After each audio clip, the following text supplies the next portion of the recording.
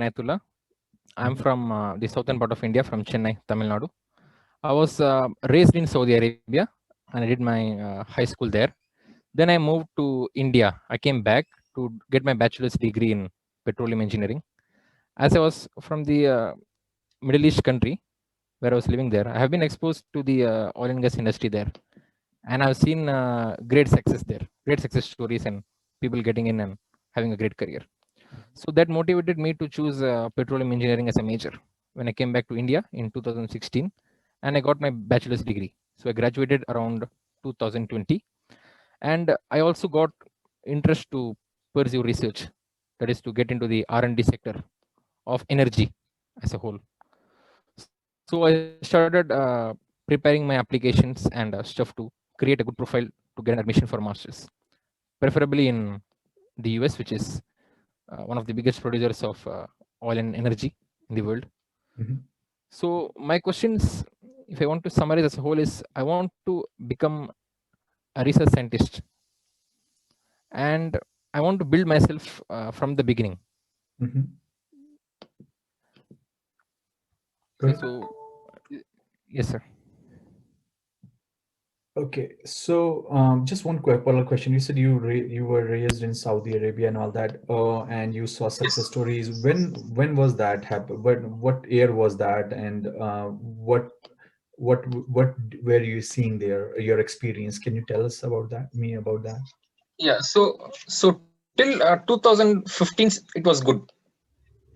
There were people, some of my far off relatives also came, and they belong from chemical engineering background also, who came in and were working in refineries and chemical sections, especially in the downstream sector of energy departments, and they were doing really good. But I think after 2018 and 19, the situation was a bit bad. Mm-hmm. So do you saw like people leaving, losing their job, moving out? Yes, of course, definitely. It happened in 2014. Yeah. So how bad the situation is there right now? For example, you have probably people, right? Your colleagues, your family, or someone there who are telling how good or bad Yes. situation is there right now. Yes. Currently, it's very bad. They are trying to revamp up. It's slightly bouncing back, but overall, the situation is not very good. And it's preferred for people. I got advice that I can diversify my research area, which is not just applicable to oil and gas, but also to chemical engineering as a whole, or emerging research technologies, which I can do in my research. In the area of energy, probably. Is that what you're Yes. thinking? Okay. Yes. So okay. So again, Sayed, I have not heard specific issues with you. Like what's going on? Like what's bothering you, or what are the complexities or dilemma you are having? If you can just think about it for a minute and tell me. Because Sure, what the reason I'm saying is, if you ask me how should I apply for to go to a US school, you can find plenty of information. I understand. Yeah, but I'm more interested about what information that you are missing and dilemma you are having. Maybe it's a long term, right, or anything that you want to talk about. Yes, sure, sir. So I have been hearing from my seniors and people who are in the US now that it's extremely difficult to get a work visa now. Mm-hmm. And even the energy companies who are there, they do sponsor internationals, but they minimum hire only a PhD. I mean, they only take PhDs as of now. They don't hire bachelor's or master's students because they just want people who are working in specific research areas. And also the point that the job is not very much guaranteed in my industry, especially. When you say my industry, are you talking about oil and gas? Yes, oil and gas. Okay. It's better if I diversify, but in oil and gas as a whole, the chances of getting laid is much more higher. It's not very stable like the other areas. So they have, students have advised me that I can prepare a research profile to apply for the EB1 category. I know I'm very early for that now, but my seniors have been advising me that if I can build a research profile that is having a master's or PhD and get into the R&D sector, I can do better. So I'm still young and I don't have a lot of research experience.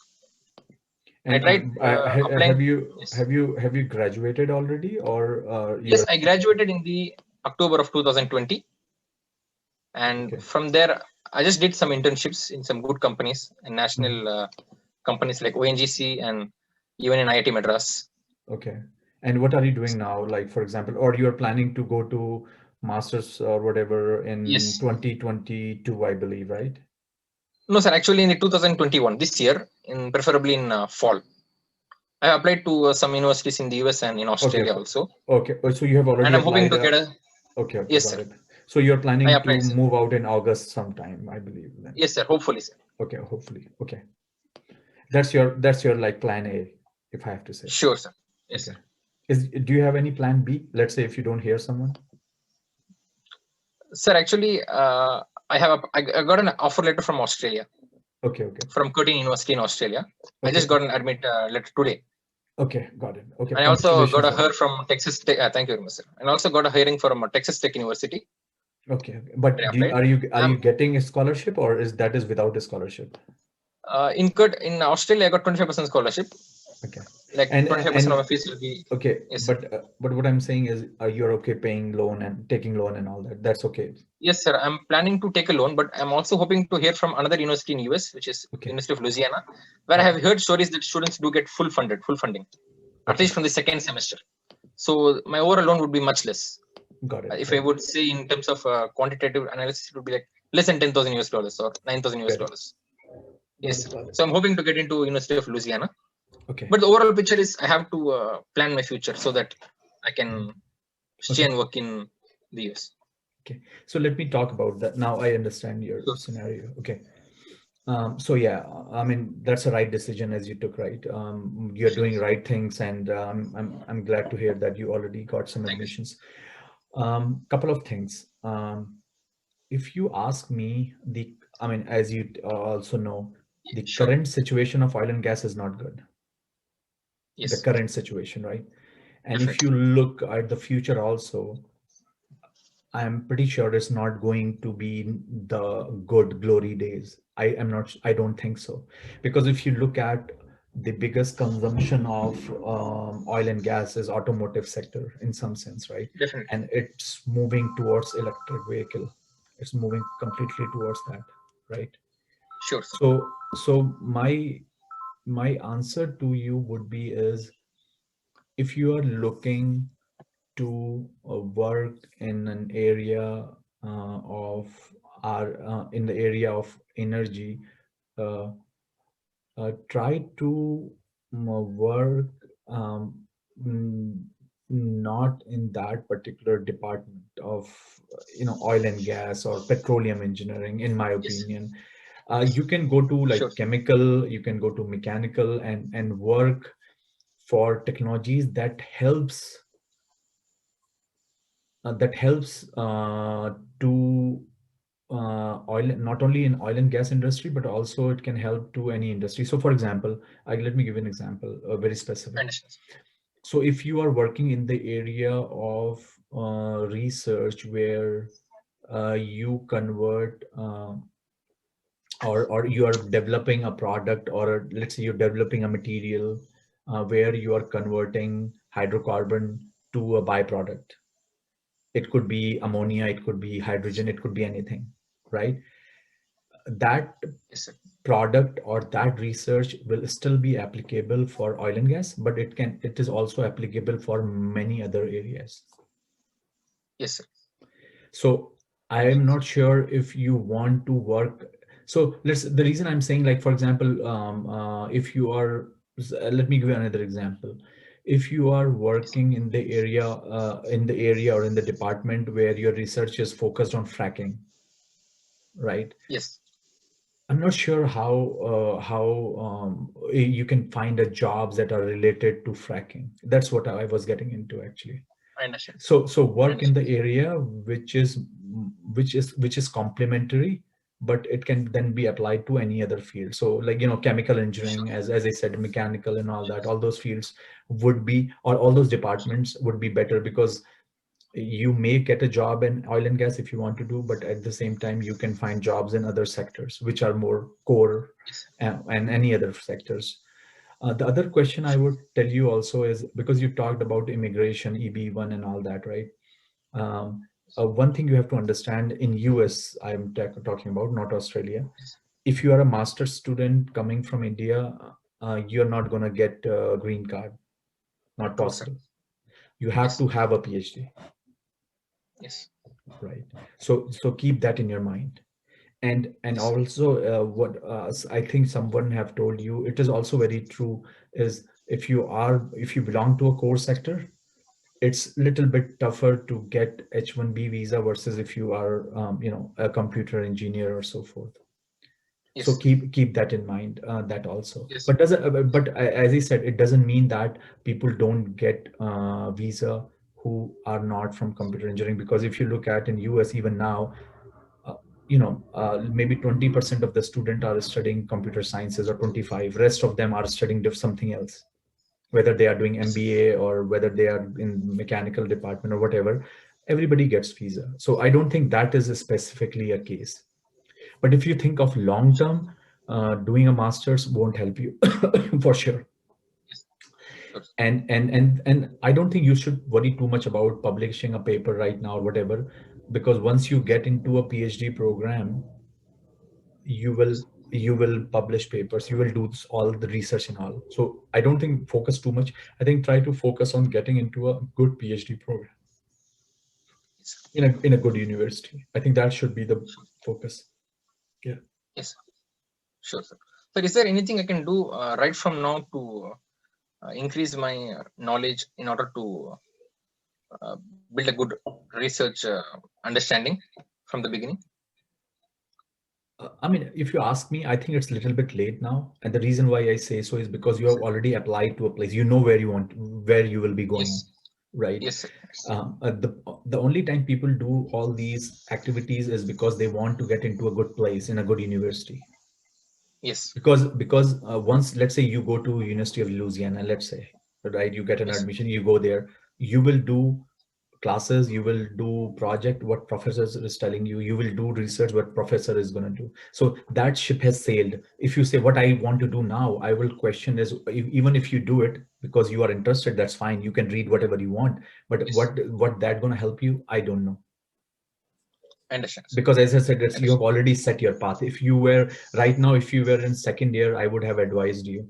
But I would say at this Yes. point of time, since you are on cruise control, it means like you already know where you're going to go and all that. I would say Yes, sir. spend time with your family and parents and before you leave. That is more important. Sure, sir. Yeah. Because Sure, sir. once you're gonna leave, then it's not like you're gonna come back in 2 months or some. You know what I mean? So I would say at this point True, of sir. time, you've already done all the stuff. You already been hearing. All you need to do is make a decision, book a flight, and leave. That's all. So I Yes. would say inquire more about. I think rather than thinking about what research I want to do, I think you should inquire now about, if I have offer from 3 places, which one should I choose and why? Because that is more important. Yes, sir. Spend your time doing that. Sure, Because sir. let's say if you want to go to Australia, why? Let's say if you get offer from these 2 places, right? You said one is Australia, one is US. Now I think the biggest challenge for you should be is, why should I take this university versus that? Why should I choose to go to Australia or not to US, or vice versa? That is more important, Yes, sir. because that is going to determine your Sure. career as you move ahead. And you have to also Sure, think, let's say if you got offer from Australia and you're thinking, oh, I got from offer from US, but really I should go to Australia or not? And what are the reasons? yes. Okay. And you should also I think understand, sir. why so many students come to US and why they don't go to Australia. What are the jobs? So most important thing, whenever you take a step, don't think about, I mean, it's important that you should know like how much loan you have and all that, but why you are doing Yes. should depend on what you want to do after you graduate. Because let's say if you go to Australia or any country, and there are no jobs, what's the point of going, Yes. right?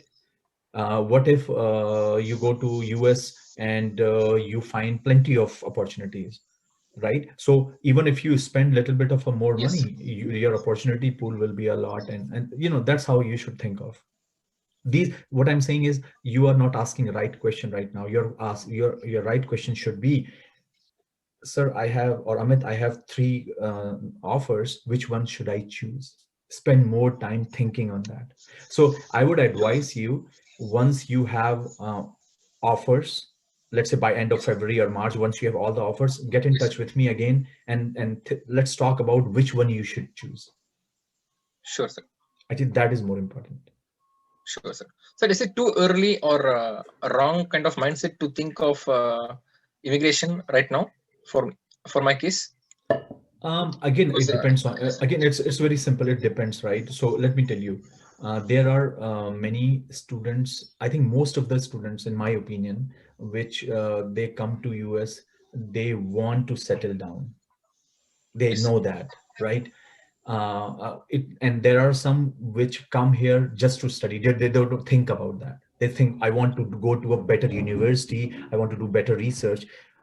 Is that more important, or the important is I want to go there, doesn't matter, I want to settle down, so these are also the questions. yes, But I don't think yes, it is a wrong question to ask, yes, to whether, or it is a wrong consideration to choose a place because you want to settle down there. I think it's very important, because let's say if you go to Australia, right, what if you don't yes. like that place, right? So of course that I is understand. important, right? And Yes, and as I said, that's what I'm saying is, if you, let's say if you decide to come to US thinking about how can I immigrate, what are the challenges, and I already told you, being from India, yes, if you have an Indian passport, if you have a master's, there is no way you can stay here on a green card for a long time. You will have to stay on a visa, just like in Saudi Arabia, you stay there for a visa no matter who you are, yes, right? And once your job is out, yes, you're gone, right? yes, sir. So it's the same thing in US would happen the same. Yeah. So that's what Sure, I'm sir. saying is, and because I mean, from Saudi Arabia, I have a lot of friends who are, one of my friend is a professor there. It's always a dilemma there. Once you're out of a job, you have to leave, right? So no matter how True, sir. big your house is and everything. So of course there is Very true, sir. that uncertainty, and that uncertainty, how bad it is, right? Yes, true, So sir. Very yeah, true. yeah. But I would say if you have a PhD, and I'm talking about now, and you have a good Yes. publication, you have a good research and everything, that will help tremendously, like it had helped me, because that's the only way I got my green card and became a citizen. Actually, I was motivated by your profile, to be Yeah, honest, because you did a bachelor's in mining and yeah. master's in, I think, mechanical engineering, and you just completely Civil. transitioned your way. Yeah, yeah. Yes, sir. True. I So I want moved to. around quite a I'm lot. looking for something like that. Yeah, yeah. So as I said, I mean, I think the world has changed also. So it doesn't matter what you want to do. Like if you're petroleum engineer, True, you sir. can always go to do mechanical engineering. Doesn't matter, Sure, sir. as far as you're interested in it. And you have to understand one thing: as far as you are willing to pay from your pocket, you can tell, Yes, sir. I want to do this, because nobody is going to stop you, because you're paying from your pocket, right? So make Yes, sir. sure that if I you are understand. paying from your pocket, you get best out of it. But in my case, I got a scholarship, so I didn't Yes, have sir. to worry about. But what I'm saying, if you're paying from your pocket, make sure you get the Yes, sir. best, because don't choose worst if you're paying from your pocket, because paying for education and getting worse is the worst I thing that understand, sir. anybody can do, right? So if you want to I study understand. mechanical engineering, if you're paying from your pocket, you should do mechanical engineering, doesn't matter. then I understand, then sir. then nobody can tell True, sir. you, no, you have to choose petroleum. No, do whatever you want. Sure, sir. Yeah. I have another doubt in terms of converting my master's degree to PhD. Is it Mhm. possible, or Mhm. is it a good idea to convert my master's directly to PhD? Because I think so. funding is a concern. What I'm doing is I'm trying to take a risk, come there as an unfunded student, and get funding from No, next on every to get a PhD I, to convert. so let me tell you one thing. Every master student, 99% of master students come unfunded. Yes, 99%. yes, Nobody gets funding as a master student. yes, And when I say nobody gets funding, I mean, on when they send your I-20, it says you have to pay. But once you come here and you commit to a professor and you say, I want to do, most likely a professor who sees your good grades and first semester or whatever it is, and you do research under him as a volunteer, and then the professor can say or might say, hey, can you are interested doing PhD under me? And a lot of time that happens. And sure, most of the time, that's how it works out, actually. So professors say, hey, why don't you do research under me at a PhD? And you're like, okay, so you will be done in your PhD in 5-6 years. For me, if you ask me, I did my master's. I spent 1.5 year doing my master's in civil. Then I switched to mechanical. That 1.5 year, actually, if somebody sees, it can see as a waste, actually. Understand, sir. Right. So of course, you can convert that master's into a PhD. So what will happen is the professor will ask you to finish some courses. As soon as you finish your master's, you get directly enrolled into a PhD program under him or her. Yes. Yeah, that happens. It's very common. That's how most of the students survive, actually. And most importantly, let me tell you, if any professor is saying do a PhD and I don't have money, don't do it. PhD should be funded. There is no way. Don't pay from your pocket. That never happens. But masters, Sure. yes. Yeah. It's it is it Sure. is it you will be lucky in sense, because there are some universities where they don't have that much of a strong PhD program, so they see master student and somehow they get funded. So sometimes they do. That is true, sir. You know, the most of the master student, they get funded, or PhD, they get funded by teaching assistantship. But what is happening right now, because of Zoom and everything online, that has changed a little bit too. Understand. Yeah. So as I said, you know, keep that in mind, and most importantly, you should identify what you want to do. So you should know your end goal so that you can make a plan where to go. Sure, sir. Sir, I have a doubt about getting into the academic career, that is becoming a assistant professor. Mhm. What are the credentials that where in the US, sir? In the US. Go ahead. So what are the credentials that universities look to hire a PhD student for an assistant professor job? So let me tell you one biggest requirement Yes. that you will find in US, and that is very true. If you get into so in US, you know, right, you have tier 1, tier 2, tier 3 colleges, right? Just like in India, we have Yes. IITs and IITs. Yes. And make sure you go to tier 1 college. If you are going to tier 2 college and getting a PhD, your chances go from, I would say, 75% to maybe 20% or 10% or 5%. So if you are getting admission to a tier 2 college, most likely that journey has ended, most likely. Okay, so first requirement is tier 1 college. That is the first requirement. So let's say if you're doing a master's in a tier 2 college, let's say, and you still want to become a professor, make sure you get your PhD from tier 1. So move out from there. I understand, sir. That's one first requirement. I understand, sir. Yeah. And then of course you can become, yeah, like everyone. So Again, I'm not saying that tier 2 students, they don't get a chance, but what I'm saying, the probability is very low, very, very low. I understand. Yeah. Sure, sir. Sir, so is it better in terms of masters to choose a university which is not very expensive, but it has a decent ranking and very good research area, like what I'm looking now? Yeah, for so, example, when I applied to Penn State, it is very expensive. I had to spend like $50,000 to $60,000 to get my master's degree. But in a university like Oklahoma or Louisiana State, I can get that in less than $15,000 or $20,000. Let me ask you, what you want? What are you doing? What are you trying to do after that? You want to just do a job, or you want to become a professor? No, sir. I want to do convert my MS to PhD and get into academia. Okay, if this is what your plan is, and your concern is also the money, right? Yes. Your concern is also the money. Yes. I would say get into a good school, and then work there for 6 months or so, commit to a PhD, to a professor. Yes. And then that's how you're gonna become. That is the only way. That's one way. The second way, because that way you won't gonna lose your time. The second way is, let's say you go to University X in Oklahoma or Louisiana, whatever, and you do their masters there, and then you apply to good universities, and then you become the same person as whoever is applying from IIT Bombay as a master's and applying to that university. So you are in the same category. You understand my point? Yes. So you have to compete again. True, sir. But if you, let's say you go to Penn State or something, and Yes. because you are there, you can influence the professor, you can work hard, you can get a good grades under that professor, you are there. So for you, applying to that university will not be the same, because you will just move, transition. You are not going, then nobody's going to look at your GRE score again, nobody's going to look at TOEFL score again, nobody's going to look at your grades. But if you're going to apply from your master's program, it's going to be the same process, like just like now. Understand. Yeah, so this is the trade-off.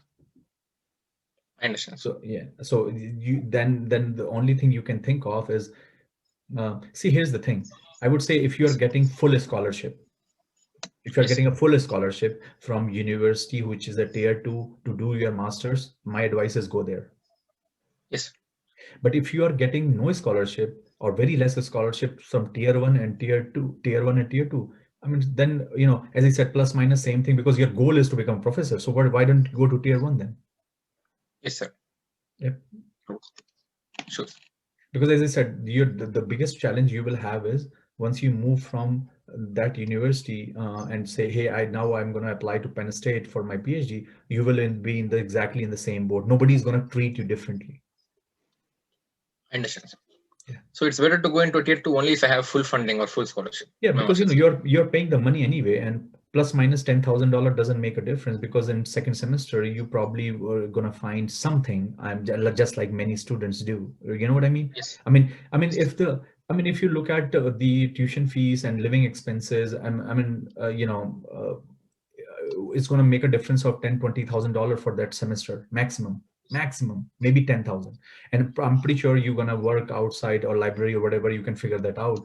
But if you go Yes. to, and then who knows, after second semester, if your grades are good, your work is good, somebody can hire you, right?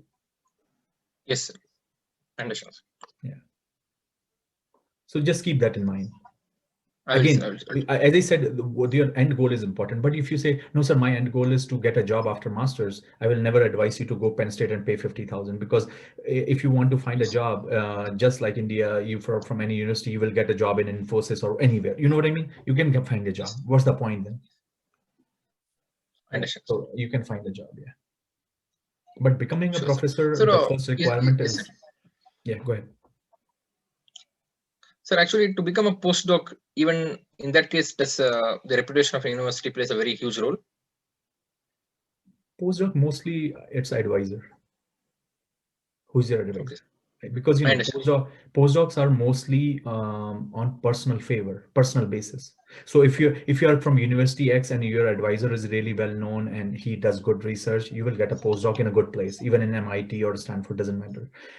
What I'm saying is, because it's a personal relation. So for example, if I have friends actually who are professors. So if somebody asks me, hey, Amit, do you know someone who wants to do postdoc? I say, hey, I talked to this student and it looks like a good one. He said, okay, go ahead. But I cannot do that if they want to hire assistant professor, because that's a process. Yes. Department is involved. It's not from a personal basis. Postdocs is mostly personal basis. So as far as your advisor is okay, he has good relationship, he knows people, he's a well-known guy, you will get a postdoc, trust me. Sure, sir. It is not depend on what university are you from, rather than what advisor you worked on. I think that's more important there. Yes, sir. Actually, I like my advisors very much to the places where I have applied. Yeah. So that's what I'm saying is, it's not about you like, it's about what people think about them. It's about not about what you like, it's about what's their I understand. reputation, how good they are. Yeah. So that is more important. Okay.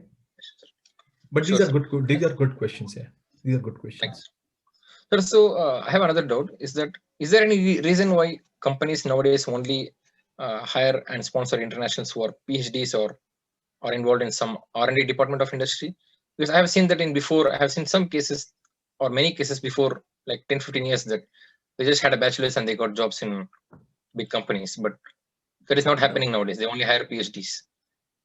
I don't think so. I won't agree on that. Yeah. I mean, I know a lot of my friends, even now I talk to a lot of students and everybody gets hired. I don't think that's the case. I don't know where you get that data, but you have to understand, not everybody comes here in US and does PhD. Very few, maybe 5-10%. Yes. So Yes. it's not like that. I mean, many times I heard from PhDs that once you get a PhD, you don't get a job. Actually, the other way is quite true also. I understand. Yeah, I don't think that's true. If you ask, and I'm talking about just the core sector, not IT even, just the core sector, a lot of students, I mean, how many students do PhD? A lot of students do masters and they find a job. Understand.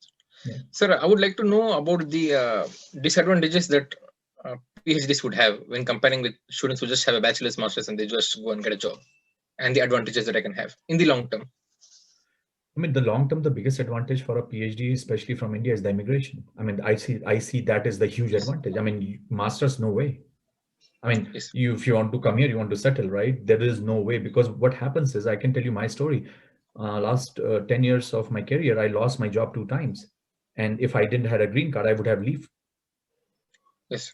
And a lot of master students, they have to leave. They leave. I mean, in COVID, how many people left? You have no idea. Yes. And so that is the biggest thing. That is one of the biggest thing, because if you can stay, you can find a job. But if they are not even allowing you to stay, how you can find a job? They say if you're out of the job, 60 days out, right?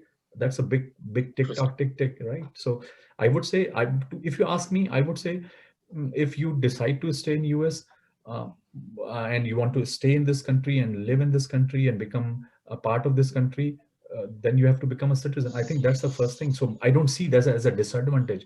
If you ask me what are the disadvantage long term, because there is no short term. Because if you live here, you live for long term, right? There's no short term. Yes.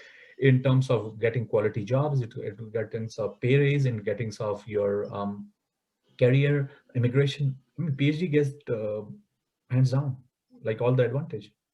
I mean, only thing advantage with masters is you get a master's and you get a job, but that's like you get a job, right?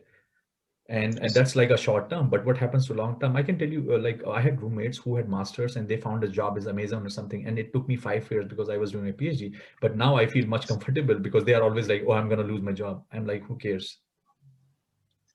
Understand. Right? So think that's important. Sure, sir. Sir, even in terms of, I have seen your previous videos where you have said that in cases of security, it's very difficult to get a job. I have seen that, for example, a place where I want to go, that is US Department of Energy, where they have very good work going on. Again, Would that all the federal jobs, federal means government jobs, you're not going to get unless you are a citizen. You cannot. Understand. In your visa, you are very limited what job you will do. You cannot you cannot get a job. I mean, this is another thing that happened in last few years, is if let's say there's a company X, which is a private company, they get contract from defense department. They say because the money is coming from defense department or some other department, you cannot hire international on visa. You have to hire a citizen. You understand my point? So that's why the limitations are there. That's why I'm saying for a PhD, there is in US, I can tell you for sure, if you have a PhD, that is the only way you can sustain for a long time. Because if either they want you to have a citizenship or a green card. With on visa is restriction, and it's for everyone, by the way. It's for everybody. Yeah. Sure, sir. So anyway, if you are a citizen of UK on visa, same thing. Yes, it has nothing to do with a specific country. I understand. Sir, I have another doubt. Is that can I publish papers during my master's degree to make my profile stronger for good future applications? Because I have seen that very few people are able to do that. It all depends on you and your advisor. I might be wrong, but I'm not sure. No, you're right. But what I'm saying is it all depends on you and your advisor. And also, if you are doing your master's, you have to understand you have only 2 years, right? It's a very short time to publish papers. Yes. Yeah. That's the reason. True. But you can publish. I think one paper is easily can be published. Yeah. Sure, sir. Sir, another final question which I have is about the future of our industry, that is energy industry, oil and gas and mining. Will they still be sustaining in the long run? As I have to, if I'm deciding to be in this industry, then it will probably be here for 30-40 years, which is a career. But there are some things which I heard that if you ask me, if as a new person, as a new student, I want to make my career, I won't go to oil and gas. That's for sure. Yeah, but there's nothing to do there. There's nothing new there. I mean, people have been digging holes for centuries, and there are new alternatives are coming. So I don't know why a student want to work in oil and gas, and there are already so many new technologies are coming up. Yes, sir. So actually, I've seen that the universities are changing the research areas, and as you advised, I have to diversify my research area. No, as I said, so that is applicable to. Right. But what I'm saying, you are fresh in the boat right now. You don't have to worry. I mean, you will Yes. know the universities are doing it already. So, but if you say, I want to build my career on oil and gas, that would be a suicidal.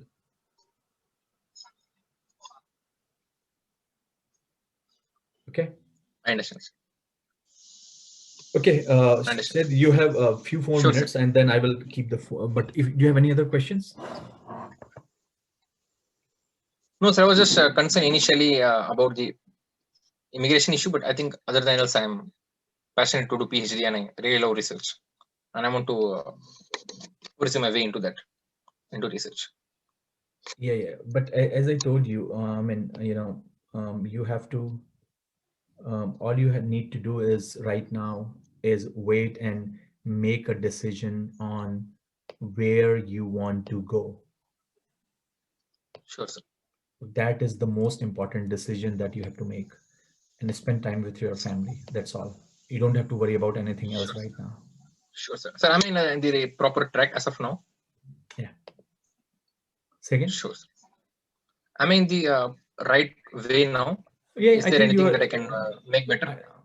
No, as I said, you are on cruise control. You have already done everything, right?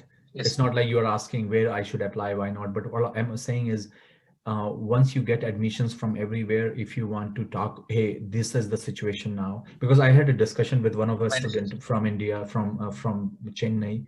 He was working at Ford. He had admission at 4 universities, Michigan, Virginia Tech, and a couple of others. And there's a video there actually on my channel on that. And he was asking about which one should I choose and why. I think that is the question that you want to have now. So once you have all the offer letters, everything, and you are in position, okay, now I have 4 or 5 places, which one should I choose? I think that discussion will be important. Sure. Okay. Sure. Okay, Syed, glad